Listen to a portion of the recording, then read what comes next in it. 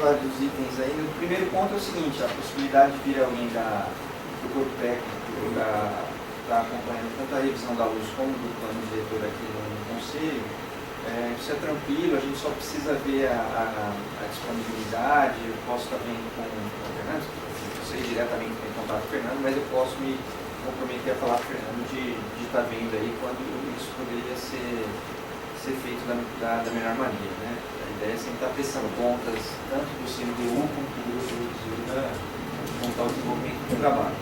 Sobre o projeto em si, eu queria só ressaltar uma coisa, assim, para a gente talvez focalizar bem o que se espera da manifestação do Conselho neste projeto. Primeiro, essa é uma lei de 2009, ela já existe. Ninguém está falando de nada que uma alienígena que brotou aqui do nada, veio esse projeto aqui para tratar de uma situação. Essa lei é de 2009. O problema dessa lei de 2009, e muito tem a ver com a crítica que a Vanessa faz, é que a despeito de ter indicado UTBs, áreas passíveis de você fazer essa compensação de potencial, não houve esse interesse. Essa ampliação para mais algumas UTBs ou uma AP é uma tentativa de fazer essa lei funcionar. Como que foi estipulado em 2009 e foi feito agora? Para as APs, para as UTBs, a despeito do limite máximo que estava previsto para aquelas unidades, foi feito um estudo que apontou, olha, aqui até 10% a mais do limite, que já está previsto aqui, eu posso aceitar que o impacto não vai ser tão grande. Então, mesmo não é uma coisa linear, 20% ou 10% para cada UTB, para cada AP, ou blocos ali, foi feita essa análise e falou, olha, aqui, a despeito de ter esse limite previsto na legislação, se tiver um incremento aqui de 10%, é possível de estar fazendo essa transferência. Então, o que a gente tem nesse projeto aqui, basicamente, o que a gente precisa saber se concorda ou não, é se para essas UTBs ou para essas APs que está sendo ampliada, a gente concorda ou não, porque o fato da gente discordar não vai impedir a lei que está vigente de funcionar. Esse é um ponto. É só um ajuste, né? É um ajuste nessa legislação. Então, o outro aspecto assim, que aí eu acho que é o cerne da nossa manifestação, né?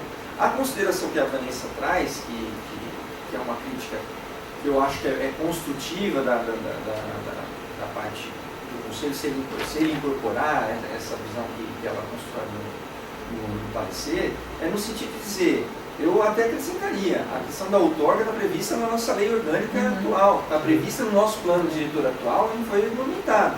Mas não tem nenhuma novidade em relação a isso, a se pedir que se regulamente. Qual a proposta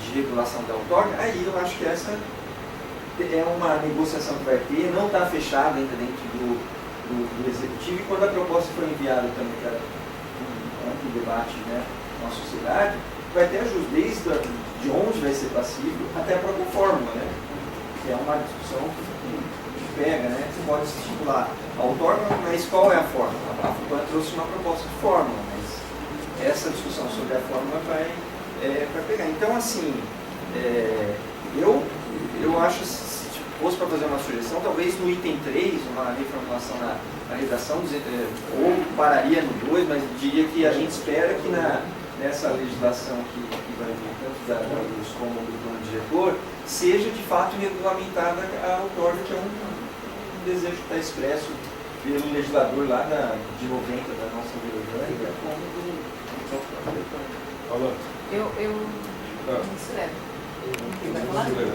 Não, só que acho que ela queria falar. É o seguinte, por que a gente quer promover essa lei? A gente quer proteger o patrimônio e manter ele de forma a que ele pelo menos mantenha a paisagem da cidade, com a história, etc. Aí a gente faz uma venda de um potencial, como sempre é 10%, 20%, é pouco, não suficiente para o restaurador do bem, e outra, é pontual, ele restaurou, acabou. Esse dinheiro não é o ajuste dessa lei é um pouco complexo. Daqui a 20 anos foi feita a venda e o bem já está deteriorado novamente, porque os proprietários não conseguem utilizar esses imóveis. E para quem compra hoje, se você aplicar o coeficiente que a cidade tem hoje, No máximo, você já recebe uma cota de contrapartida da prefeitura de melhorias na região suficientes para impedir os empreendimentos. Se eu ampliar isso, como é que vai vir essa conta para ti? Então, se eu comprar um potencial, eu vou piorar ainda mais as minhas contrapartidas. É o que está acontecendo na prática. Por isso que não há atração. Não é a questão... esses ajustes que estão fazendo aqui podem melhorar? Podem, mas na não atração é o custo Campinas. É o custo Campinas que ele é cego. Eu entro com um projeto, eu sei como ele entra, eu nunca sei como ele sai. E eu acho que aí que está o grande problema. Então, na minha maneira de ver, enquanto não tiver um plano diretor qualificado, com uma lei de usurpação do solo atualizada, qualquer coisa dessa vai ser chovendo molhado. Vai resolver talvez o restauro do centro de conferências? Talvez. Consiga se vender aquele potencial por força política, mas o resto não sei aonde poderá aplicar. Aí vem a questão também da legalidade do lote. O centro de convivências tem metade em cima de praça, metade em cima de lote. O poder público não tem limite de capacidade de obra numa área que é dele. Então o que ele está vendendo, sabe? É uma questão ainda que eu acho que merece bastante discussão e ajuste para... A catedral também não tem documento de cartório, né? Tem que marcar no cartório, como é que vai marcar? Não tem escritura, não tem cartório. Pode ser até área pública também, pode estar em cima de área pública, concessões. É o seguinte, mais uma emendazinha aqui que eu estou imaginando, dentro do seu raciocínio. Ressalvada a observação do item 2, o parecer reconhece o mérito do projeto de lei, mas recomenda que seja rediscutido por ocasião da promulgação do novo plano diretor e da Tem previsto lá exatamente isso. Toda a argumentação da Vanessa é válida e nós só vamos rediscutir isso na hora que tiver a lei na mão. Eu acho importante deixar aqui o mérito, a gente concorda. Exatamente.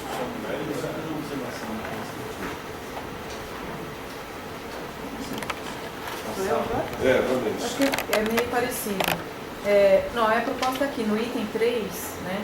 Ressalvada a observação do item 2, que é essa ressalva da estrutura, de como se estrutura a aplicação do instrumento, parecer aprova o projeto de lei e recomenda que a outorga onerosa seja aplicada em todo o município. Aí, assim, tira a vírgula da frente, conforme já prevê a lei orgânica do município e deverá ser discutido na revisão do plano diretor. Eu poderia já prever lá em cima no item 1. Você diz, primeiramente, vale reiterar que a aplicação do tal instrumento, vírgula, já previsto na lei LC 28, né, é desejável o projeto. Então eu já resolvi esse problema da lei que estava em vigor. Eu coloquei aqui em cima, ó. A lei 28 refere-se à aplicação do instrumento potencial construtivo. Então, aí vale reiterar que a aplicação do tal instrumento já previsto, seja disso lá em cima. Agora lá embaixo eu digo, eu não vou aprovar o projeto, porque ele ainda depende de outras coisas, então eu não aprovo o projeto, só reconheço que há mérito nele. Existe o desejo de que isso seja regulamentado em tempo, mas não é a hora de decidir isso enquanto a nova luz e o novo plano diretor estiverem presentes. Eu queria sugerir uma posição. Eu acho que é inoportuno, eu acho que usar esse termo do relatório, de que é inoportuno que seja feito, embora tenha mérito, etc., tudo que a gente está discutindo, que o momento não é adequado para esse tipo de alteração. E transformar uma coxa de retalho, que já é, né? Aliás, todo esse trabalho da FUPAM foi no sentido de fazer o levantamento mais sistêmico, dessa possibilidade, tentar propor uma coisa consistente, e a gente continua botando retalho na coxa. Coisa meio insano, não vai dar certo. A gente vai acabar daqui a pouco com uma lei que já tem penduricários, está trazendo penduricários novos. No mínimo, eu não sei como é que você vai encaminhar, mas eu sugiro que a gente considere que o mérito, etc., mas que é inoportuno que o Conselho considere. Não, acho que pode ser considerado. Todo mundo pode sensação. Eu queria fazer uma observação, minha observação, inclusive vou usar a palavra, mas não altera nada as questões sendo discutidas a respeito da lei. Mas é uma coisa que eu acho que poderia ser refletida talvez no outro projeto. Quando se tomba um imóvel, pelo menos a estrutura que é utilizada no Brasil, esse imóvel tem uma perda de valor de mercado. Né? Outras estruturas não poderia valorizar dependendo das circunstâncias. Mas essa não é uma realidade que nós temos. Não é isso? Isso é uma servidão, há quem diga que seja uma restrição administrativa independente. Na prática, o proprietário ele pede ali o valor do seu imóvel. Evidentemente, é obrigação do proprietário de ele fazer a manutenção. Só que se é um interesse público também precisaria de uma participação maior por parte do poder público. Ao meu ver, esse instrumento seria muito mais justo se a gente retirasse essa obrigatoriedade de se aplicar no próprio imóvel, mas a gente está falando de uma parte, de uma legítima, um legítimo ressarcimento pela perda do valor daquele bem. É uma visão que eu acho que gera controvérsia, mas eu acredito que como a manutenção, o próprio valor tem que acontecer constantemente, esse recurso ele vai cessar. A estrutura para manutenção é uma coisa, a estrutura para ressarcimento a gente não tem, e esse instrumento poderia ser algo que pelo menos iniciasse um ressarcimento pela perda do valor. Não interfere nada na lei, estou aqui manifestando uma opinião e nem no parecer, mas é uma opinião. Levando isso aqui para ele. Um detalhe que a Vanessa comentou, foi rapidinho, sobre a questão de Curitiba. Isso foi Curitiba, já faz isso há anos. Até antes do Estatuto da Cidade já se faz transferência de competição construtiva lá em Curitiba. E não havia outorga onerosa. Quando eles fizeram isso dos eixos, eles estabeleceram o índice e estabeleceram um percentual a mais para exatamente o pessoal poder investir naquilo lá. Não existia outorga onerosa. Ela não estava nem regulamentada, ela existia como um desejo antigo, mas o Estatuto da Cidade não estava efetivado. Isso eu estou falando da década de 90 e tudo mais, quando essas coisas aconteceram de fato em Curitiba. Então, tinha essa dinâmica, ele já tinha, o coeficiente é 2, 2,5. Mas eu posso colocar mais meio se você comprar um potencial construtivo de tal lugar. Então, isso tudo foi regulamentado nessa base. E quem controlou isso, tudo foi exatamente o IPUC, que controlou toda essa dinâmica. Então, havia um órgão de fiscalização e controle de tudo isso, que nós não estamos vendo nesse projeto de lei. Porque uma coisa é falar, transferir daí. Transferir, quem controla isso? Quem que vai administrar tudo isso? 3 secretarias assinando, jurídico, cultura e planejamento. Também isso é uma coisa complicada, Como é que você vai definir, controlar, passa tudo pelo poder público e daí? Quem que vai segurar o rojão da história? Exatamente. E vai ter um fundo próprio, não vai, como é que vai ser? É uma coisa que gera uma discussão. O mérito exatamente é perfeito. A dinâmica é conforme, lógico, aí você consegue regulamentar tudo. Agora, do jeito que está, eu acho que é a preocupação de a gente ficar nesse vazio, nesse instante, e a gente tem um caso ou outro pontual, eu acho que chama atenção, pode ser, para resolver. Mas eu não acho que seja uma saída viável, não. A gente tem que aprofundar essa questão. Sobre o que o André colocou só sobre a vida do público e da equipe, eu ia até propor formalizar mesmo o convite, para que a gente possa ver aí ver a data. Nós já temos a próxima reunião agendada, se houver disponibilidade nesse curso, se todo mundo achar que daqui a um mês vai ser muito longo, se quiser fazer antes, a gente pode. Eu acho que o PNS mais extraordinário é para a gente focar só no tempo. Eu acho que exatamente, focar. Só que nós estamos assim, os feriados não vão nos atrapalhar, é só ver a disponibilidade de datas, mantemos uma quarta-feira mesmo. Bom, já está todo mundo Já para agendar para quarta-feira daqui a 15. Isso, exatamente. Seria praticamente a véspera do Só que feriado. daqui a 15 vai ser Dia véspera do 27. feriado. Vai ser véspera do feriado. É verdade. Depois, então. Depois. Não, o feriado é na semana que Não, vem. feriado semana que vem. 21. Semana que vem. 21. Feriado é É semana já que vem. semana que vem, é verdade. É daqui uma Daqui semana. 15 já passou o feriado. Dia 27. Dia 28. Daqui 15 dias é dia 27. É verdade. É isso? É depois do feriado já. Vou ter que agendar para essa. Então, se puder, já que é 27. 27.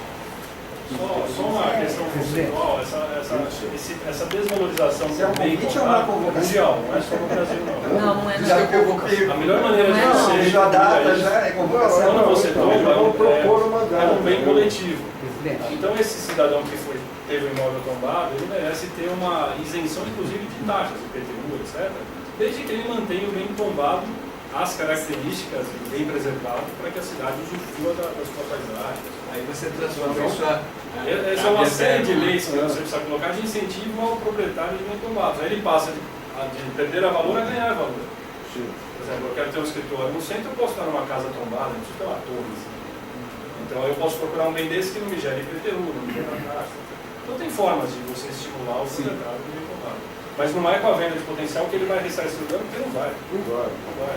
Nem o dano e nem Você não nem consegue, vai manter essa o venda imóvel. não é tão milagrosa, É. não é tão poderosa. Mas nem vai manter o imóvel também, né? Tem, mas é difícil de aplicar em Campinas. Com relação a imóveis, E se tombamento fosse bom, seria feito a venda do proprietário. com relação aos imóveis tombados, eu tenho uma ideia antiga, que já tive a oportunidade de expor. Quando a gente vai numa cidade, né, qual é o maior interesse? Por exemplo, você vai a Roma, qual é o maior interesse que você vê em Roma?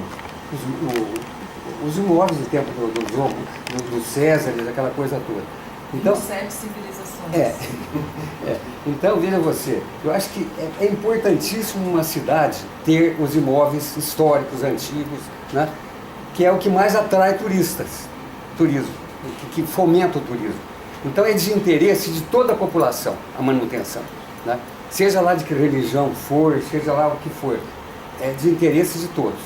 Então eu acho que deveria criar uma pequena taxa junto com o IPTU, né, e outros impostos, formar um fundo para a manutenção desses imóveis. Então a população inteira colaboraria com isso.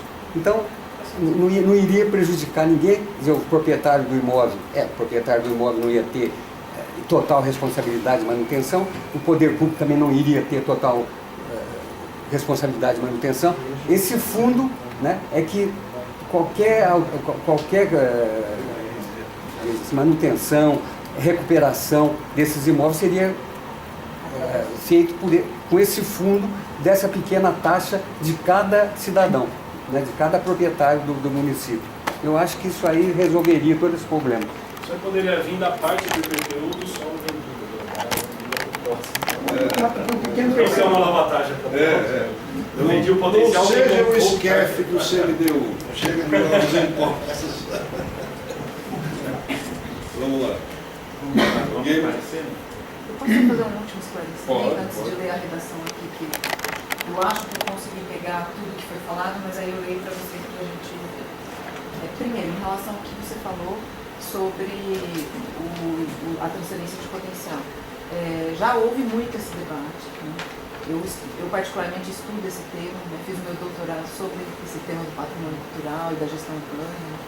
E em São Paulo, quando foi aplicada a transferência de potencial construtivo, pela primeira vez, na primeira lei, ela não vinculava que o recurso fosse investido no imóvel. E aí houve uma ação civil pública questionando isso, e o próprio judiciário entendeu que era uma aplicação equivocada do instrumento, conforme ele está previsto no Estatuto da Cidade. E uma das finalidades dele é, sim, recolher fundos para a valorização do imóvel. Até porque quando esse imóvel, quando você investe no imóvel e recupera esse bem, porque a restauração é onerosa, ela é uma reforma mais cara, né? Então precisa de mais recurso. Quando você faz isso, o bem já se valoriza, então você tem uma valorização. E aí eu participo de um grupo de estudos com a USP, com o Mackenzie, lá em São Paulo, e a gente tem estudado essa questão da valorização, desvalorização imobiliária, que na Europa, nos Estados Unidos, por exemplo, você tem os bens tombados, eles continuam com valor de mercado, né? Por quê? Porque você tem toda uma outra dinâmica de mercado imobiliário, uma outra dinâmica de disciplinamento da regulação urbanística e da própria gestão do patrimônio. Que aqui no Brasil a gente tem 3 problemas, né? A gestão do patrimônio é confusa, né? Porque a gente tem 3 instâncias, federal, estadual e municipal, que são independentes e não conversam entre si. Então, principalmente quando você tem bens tombados nas 3 esferas de governo, não existe um sistema nacional de patrimônio. E eu vivi 4 anos esse problema, porque eu fui subprefeita de Paranapiacaba, que era tombado pelos 3 níveis. Então, assim, na prática significa o quê? Você precisa restaurar um imóvel, você manda para os 3 conselhos em paralelo, um fala pinta de azul, pinta de verde, pinta de amarelo. Aí você faz o quê? Né? Então, o que a gente fez? A gente criou um sistema de aprovação conjunto. Botamos todo mundo para conversar, todo mundo deliberava e a gente fazia as ações. Aí funciona. E aí, quando funciona, ele vem para funcionar bem. Só que quando as instituições estão paralelas e com os mesmos poderes, elas estão brigando entre si e nada funciona. Então, no Brasil, a gente tem esse problema que a gente só vai resolver quando a gente tiver um Sistema Nacional de Patrimônio, que está em construção pelo IFAM. Ainda a passos lentos, porque é muito difícil você concatenar toda essa estrutura, mas acredito que aí nos próximos anos a gente deva ter um sistema funcionando. Então, esse debate é bastante profundo, né, vai longe. E aí, com relação ao item 3, então eu alterei para a seguinte redação, veja o que vocês acham. Ressalvado a observação do item 2, o parecer reconhece o mérito do presente projeto de lei 65/2015 e recomenda que a outorga onerosa do direito de construir seja aplicada pelo município conforme prevê a lei orgânica e deverá ser debatido na revisão do plano diretor que realizar-se-á em 2016. Porque, por lei, a gente precisa fazer a revisão em 2016. Então tem que ser esse ano. Mas certo, o parecer André? é favorável ou contrário? Não, ela só Reconhece o mérito. mas Reconhece o propõe mérito. que Então é contrário. Reconhece o mérito. é contrário à aplicação imediata. Não, não diz que é contrário. Só diz que reconhece o mérito, que é desejar porque o instrumento já está em vigor. Não, tá certo. Não, mas essa é uma regulamentação da lei que está em vigor. É uma pequena alteração à lei que está em vigor. Isso, está sendo regulamentada por uma outra lei. Mas Reconhece o realmente, mérito e recomenda que a e é um outorga remedinho, seja você discutida falou e antes, é um aplicada. remedinho para É um uma remedinho situação que que não apareceu. muda a estrutura da coisa. E a gente está questionando a estrutura da coisa. E a estrutura da coisa só vai poder ser discutida no plano Exatamente, diretor. exatamente. E já existe, como bem lembrou o André, a lei orgânica do município que fala já da aplicação do outorga. Perfeito. Então a gente lembra uma lei que já existe e que precisa ser regulamentada, e o plano diretor é exatamente a lei para regulamentar. Então, só que assim, dá para a gente regulamentar no plano, tornar esse plano Nós não autoaplicável. estamos aprovando esse projeto. Nós estamos Não. recomendando, Que ele seja rediscutido por ocasião. e a gente não está falando da lei em si, né, na principal, mas dessa alteração legislativa. Exatamente. E a gente não vai mudar nada. Eu Bem sugeriria lembrou, André. a alta Aquela sua aplicação. frase. O inoportuno, eu acho que ainda cabe, né? Mas você citou a alta aplicabilidade, né, do plano diretor. Acho que isso é um consenso e vale a pena reforçar aí. Na hora que está citando, remetendo ao plano diretor, né, citar que a outorga onerosa e outros instrumentos, blá, blá, blá, blá, Tem um conceito auto-aplicado. sejam, né, Um conceito. eu acho que Se cabe. ficar para resolver depois, nós vamos. É que esse conceito de auto-aplicado, nós tomamos muito cuidado, porque cada caso é um caso. Né? Então, a auto-aplicabilidade, às vezes, É que assim, tem coisas, por exemplo, quando você fala do instrumento de transferência de potencial, você pode criar um decreto, em decreto, o procedimento de como ele vai acontecer. Então, quando ele está na lei e não precisa de uma outra lei, ele é auto-aplicável. Porque criar um decreto é coisa corriqueira, é coisa que senta-se aqui e vê qual é o procedimento, por onde entra, por onde sai, quem calcula, quem aprova, quanto tempo o conselho tem para dar o seu parecer sobre a aplicação do recurso. Isso não precisa passar na Câmara. Tal. Então, quando ele só precisa de um decreto regulamentador para regulamentar procedimento, a gente fala que é auto-aplicável. Agora, quando ele precisa de uma outra lei para criar questões de parâmetros, de índices, aí ele não é auto-aplicável. Ele é só princípio lógico. E o decreto você tem essa dinâmica de você conseguir atualizá-lo constantemente. Não, e até os procedimentos administrativos é recomendável que se faça sempre por decreto, porque sempre muda. Mudou a gestão, muda a secretaria, muda o nome de secretaria, enxuga, aumenta. Então, esses decretos eles precisam sempre ser, nem que seja para mudar o nome da secretaria no decreto e de quem é o responsável, o departamento responsável, você sempre precisa atualizar. Que é o que você faz com despacho de gabinete. Você não precisa de um debate público porque é coisa de procedimento administrativo. Eu estou tentando redigir aquilo que ele falou sobre esses temas pontuais, né? A inconveniência, né? Inoportunidade. Ressalvamos que leis pontuais sobre temas que devem ser...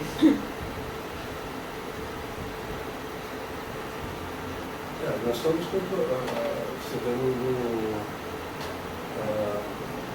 uma lei orgânica, branco aqui para lembrar.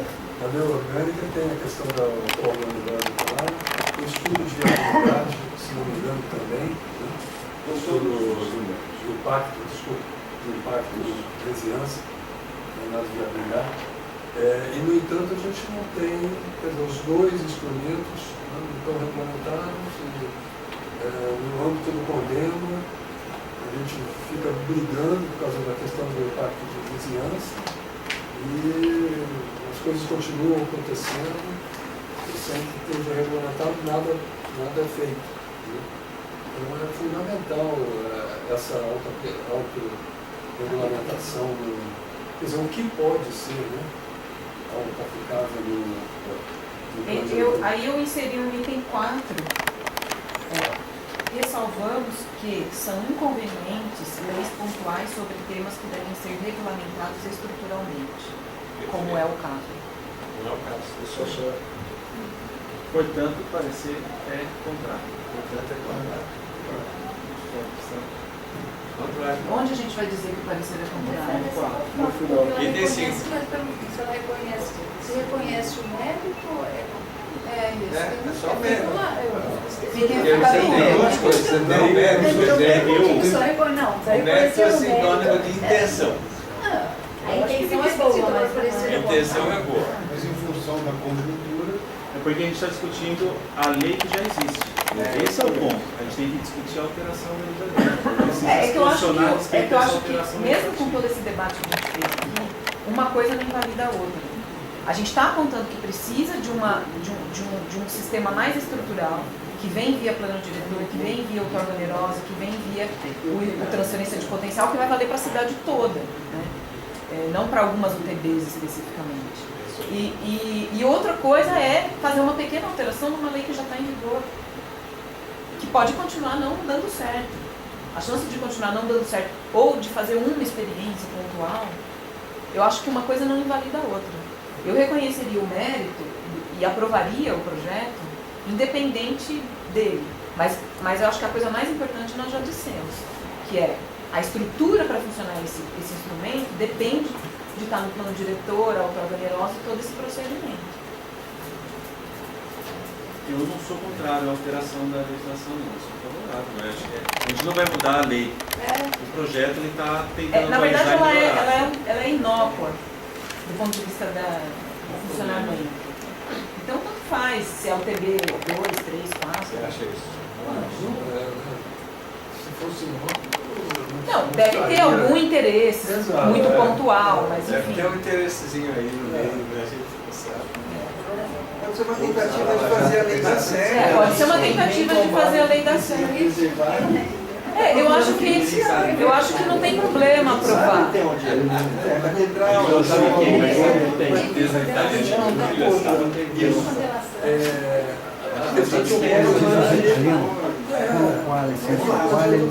caiu até agora.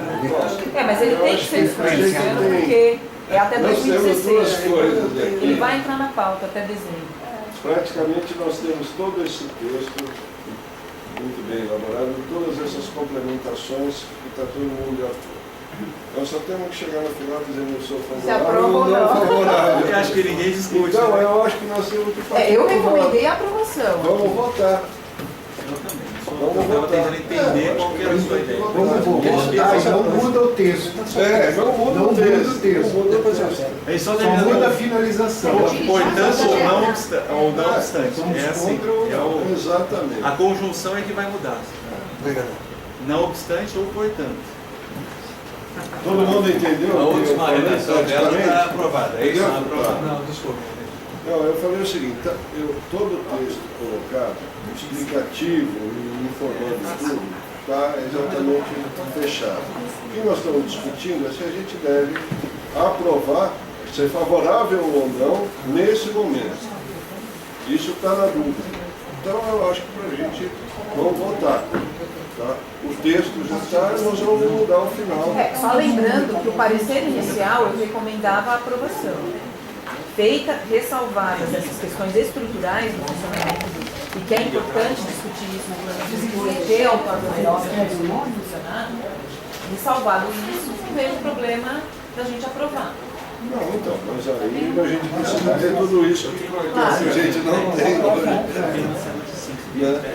Então vamos fazer o seguinte, para a gente não fazer confusão. Quem é favorável a esse PLC? Levanta o braço. Nós temos 1, 2, 3, 4, 5, 6, 7, 8. Quem é contrário? 1, 2, 3, 4, 5, 8 a 5.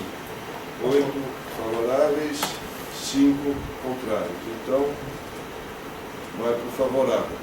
Finaliza com o favorável. E as abstenções?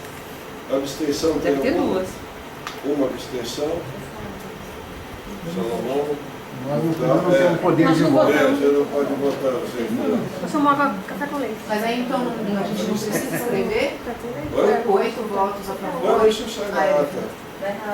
Isso sai na ata e aí você finaliza. Depois até Finaliza favoravelmente. a votação. Eu não sei usar, mas deve ser sim.